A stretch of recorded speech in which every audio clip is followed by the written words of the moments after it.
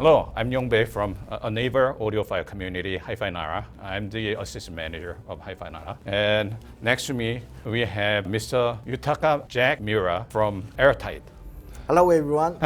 Konnichiwa. Konnichiwa. I'm a user of Airtight amplifiers and I really love it. And I use ATC5 as my preamp, and we have this ATC7 coming out. It was last year, wasn't it? Last year, we presented this preamp for the first time at a Munich show last year, and we officially launched this product in September last year. And since then, we've been making this product, and so far, this preamp is receiving really good receptions. Yes. You just got back from Eastern Europe, right? That's correct. I was visiting Denmark, Sweden, so Slovakia, that's not even Eastern Europe, Netherlands, that's and Paris so before coming Europe to in Seoul. general. Yes. So how was the business trip? That was an exchange trip, especially from Denmark and Sweden. We did some private show at our dealership, and people, especially in Scandinavia, love our design. And I think the audio style is not big, bulky, massive type of system, but more compact and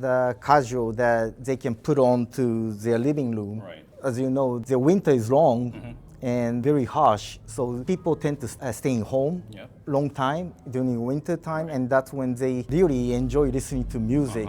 And I think our amplifiers are very well received in such an environment. And it's cold, so I think our tube amplifier do much. Do you see a lot of pro amplifiers, or how is a portion? Mainly we're selling a lot of 300B amplifier, which is ATM 300R is a model name. And the ATC5 to that region. So now you have ATC7 came out. So what's the difference between ATC5 and ATC7? Well, that's a very good question. We built ATC5 when we are out of parts for building ATC1, which is our very first preamplifier with a phono stage included. The concept was make the preamp compact, simple, but with very good phono equalizer circuitry.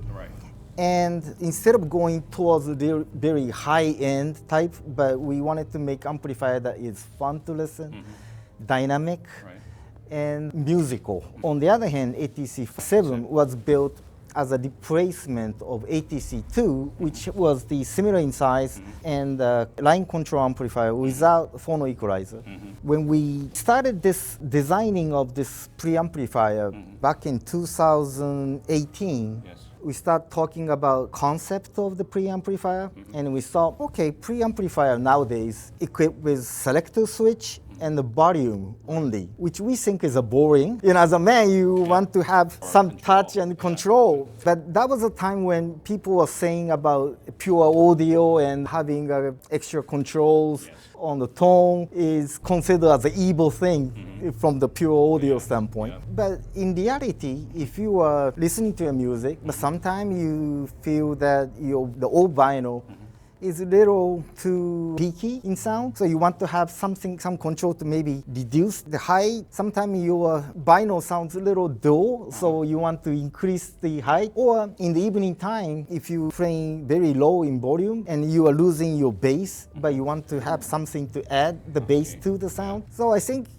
having control do make sense, not from pure audio standpoint, but from realistic and daily listening point of view. So we decided to add presence control and bass compensation. Presence control is for controlling high frequency. We are controlling around 20 kilohertz range, and by tuning plus or minus, you can actually increase or decrease this 20 hertz at 1 decibel increment. For the bass compensation, we are controlling around 15 to 20 hertz range. By tuning to 1 to 3, you're actually boosting that frequency for about 2 to 3 decibel increments. And by having these features, the user will be allowed to fine-tune the sound to his preference. AT3011 has multiple curve control. That's correct. So how is it different from this and AT3011? ATE3011 is a phono equalizer we announced 2 years ago.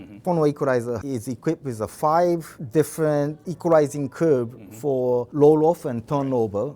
And by combining the 5 curves, you can create the RIAA, FFRR, AES, and NAB. And combining such as RIAA and NAB, you can create a Columbia curves. So that was a unique feature.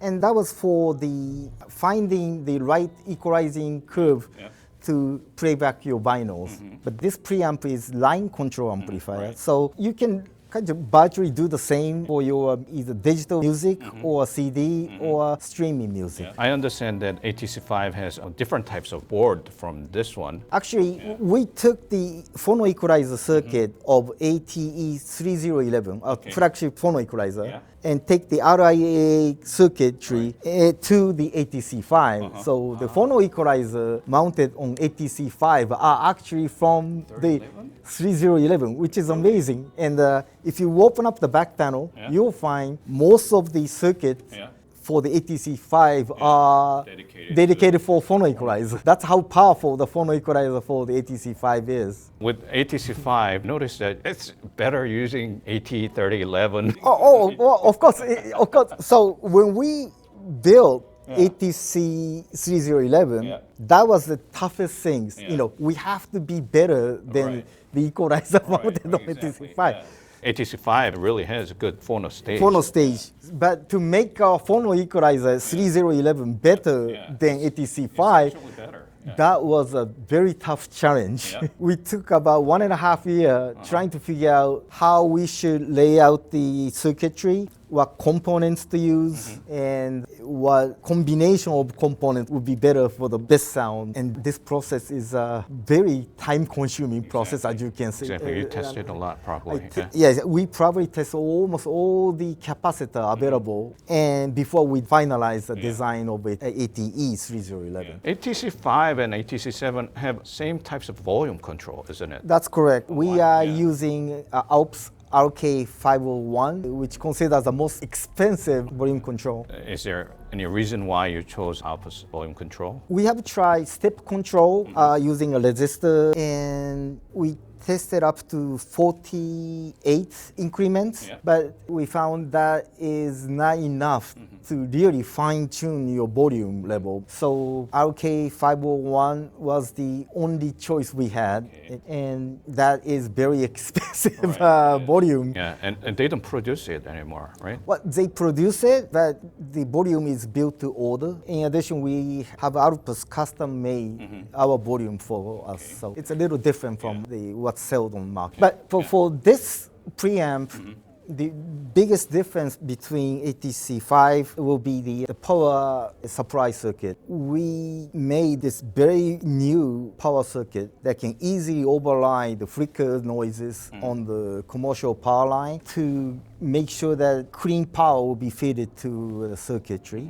And every circuitry is housed inside what we call inner chassis, which is hung from the top roof of the amplifier. It's suspended from the roof, but it is electrically isolated from the external chassis so that we have a very noise-free circuit. But while firmly fixed to the roof via phono plate, we maximize use of the what we call resonance in the circuitry. This resonance, for us, many manufacturers try to kill those resonance, but we found that by utilizing resonance in good way, you will be able to get very big sound stage. And not only it's wide, but with the depth and the height.